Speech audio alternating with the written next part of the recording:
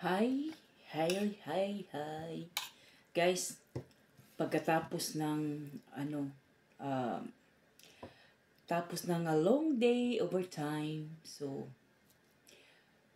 pag uh, pag ano ba 'yan? Pagkatapos ng long day, so nagugutom tayo. Kaya gumawa ako ng special na super special na isda dito yan sa amin. Yung name niya, tinatawag namin yung clip fish. Clip, parang gupit nga fish niya. Ano di sa English, inano ko kung anong English word. Cattle fish siya. Ang sarap ng sinarsahan ko ng yung kamatis. Ang sarap talaga, tingnan mo guys. Super sarap. First time ko ba? Kasi, yung klaseng isda, popular to dito sa amin, nang gawa ng bacalao. Ganito nga klaseng isda. So, sabi ko, siguro masarap to kung sarsyado ba? Na may sauce. So, hindi ko inuubos to. Kaya, nagbilin ako ng konti para try lang ba. Hala, ang sarap. Grabe, ang sarap niya. Para mas masarap pa to siya sa dry fish kaysa ganito. Ang sarap.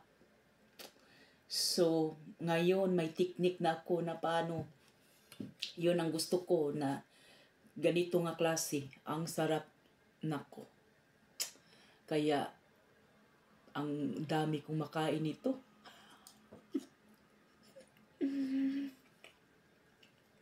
Ang laki pa na. Ano siya? Boneless to siya. Walang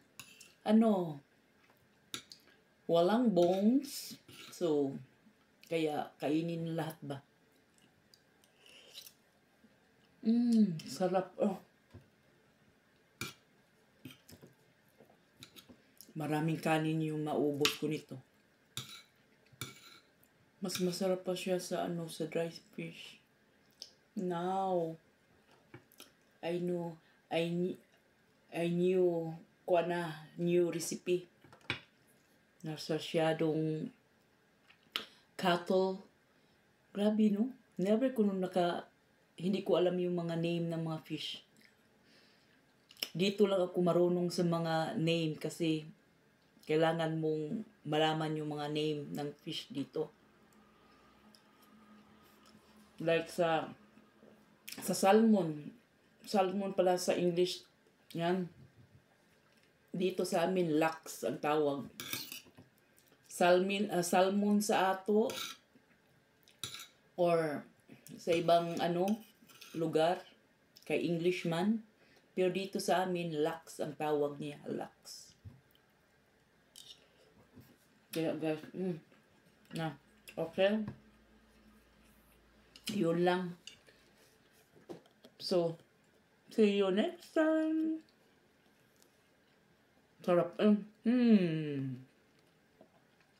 Super yummy.